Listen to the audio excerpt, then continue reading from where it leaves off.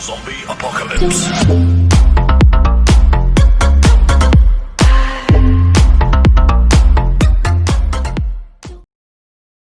Right now, kettlebells are one of the big health fads that have everyone talking. Just about every fitness magazine and website seems to be advocating the use of kettlebells, and they're showing up in tons of gyms where they never were before. Is this just another health craze that will fade over time, or is there something more to it? The reality is that kettlebells are a small part of a much broader movement. A movement. Suddenly, gym bros are going out of style as more freedom of information is helping us to get a better idea of what's best for our bodies. We now know that you can't fix a lifetime of sitting at a desk with 10 minutes of curling dumbbells. What's missing from our lives is functional strength and mobility. Simply put, we aren't using our bodies the way that nature intended, and as a result, they're starting to deteriorate much more quickly than they should. Cue the dad bod, the infamous physique that plagues guys who spend 65 hours a week in the office, 20 in front of the TV, 10 in the pub, and 2 in the gym. We need to start over. We need to use more creative tools to make training fun again, to explore using our bodies, and to start developing real-world strength that we can apply to our everyday lives. We need to become powerful, flexible, and mobile again. And kettlebells can help you to do just that. Let's explore what kettlebells are all about and why they represent such a paradigm shift. In this video series, you'll learn how you can create an entire workout using just kettlebells. And this won't be any old workout. This will be a workout that gives you the kind of body you always wanted, along with the kind of performance you've only dreamed of. You'll be stronger, faster, more adaptable, and more energetic. You'll feel more awake, and even your brain will be supercharged beyond measure. Don't believe me? Well, that's fair enough.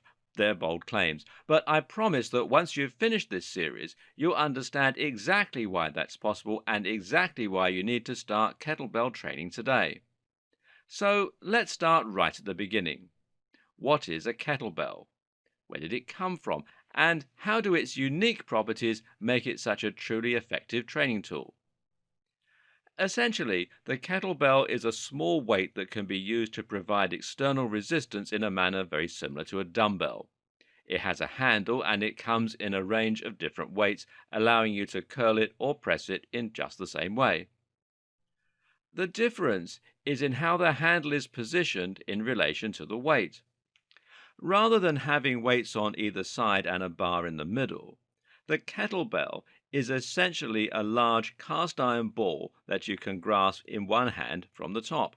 This means that when you curl the kettlebell, the weight will hang underneath your hand and shift in position in accordance with gravity, so it will always be pointing down towards the ground. This adds a lot of extra movement to what is otherwise a fairly static and unchanging exercise. As the weight shifts, so does the angle of resistance, and this alters the precise muscles that will be involved in the exercise. In particular, the forearms are far more involved in a kettlebell curl than they would normally be. What's more interesting still is that the kettlebell allows you to hold it from a variety of different angles. You can grab it from the top, or you can hold onto the ball itself with both hands. And if you swing the kettlebell by exercising using a rapid motion, you can add an extra dimension of momentum. Suddenly, the kettlebell gains its own force and trajectory, and you now have to compensate for that while you're lifting. This is where the true challenge of using a kettlebell comes in, because now you're going to have to constantly adapt to the changing angle, momentum, and trajectory of the kettlebell. This in turn means you need to maintain your balance using your stabilizing core muscles. You need to grasp hard onto the handle using your grip, and you need to recruit supporting muscles that you probably go long stretches without using the rest of the time. This is what's meant by functional strength, and it's what makes the kettlebell much more potent as a training tool than any other dumbbell or barbell ever were.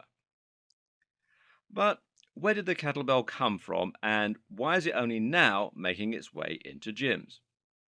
Well, actually, the kettlebell is anything but a new fad, and it can instead be traced back to the 1700s in Russia. In Russia, kettlebells are known as gyria and are traditionally made from cast iron or cast steel. There's even a sport in Russia dedicated to kettlebell training called Girivoy sport. Kettlebells even have their own unit of measurement, the pood, which is 16 kilograms. When kettlebells were initially invented, though, it was not for the purpose of strength training or for sport. Rather, they were designed for weighing crops and were used by farmers. What happened, though, is that those farmers found themselves becoming buff, which led to them displaying their feats of strength during festivals. This obviously got the attention of the burgeoning health and fitness industry, as well as the Soviet army, who introduced them as part of their physical training and conditioning programs in the early 20th century. Kettlebells would also become popular among old time strongmen who would demonstrate their power and size in traveling circuses alongside many other tools that allowed them to display this ability. And then they just kind of faded away. Until the early 2000s, that is, when they started to make a comeback. So, what happened? Well, as mentioned, kettlebells became popular partly as a result of a greater understanding of functional fitness. As our understanding of health and fitness has progressed, so we have found new merit in old tools that allow us to use our bodies in a more dynamic and challenging way. A few pioneers helped to spearhead this movement. One was the now legendary Pavel Tsatsouline, who published the book Enter the Kettlebell, Strength Secret of the Soviet Supermen, and went on to appear on several high-profile blogs and podcasts. Another was Tim Ferriss, who became a champion of the kettlebell in his own blog and in his book The 4 Hour Body. The kettlebell was then quickly adopted by the highly divisive CrossFit movement, and whether you love or loathe that particular school of training, there's no denying that it has had a huge impact on the industry. Is the kettlebell just a fad then? One that's likely to drift out of popularity like yo-yos and pogs? Well, that's unlikely. The kettlebell, if anything, is a return to a time when we were just more focused on actually getting stronger and more athletic rather than just looking good. And hopefully, that's not a fad at all. If anything, the kettlebell is something we should see more and more of as we continue to take mobility and functional movement seriously.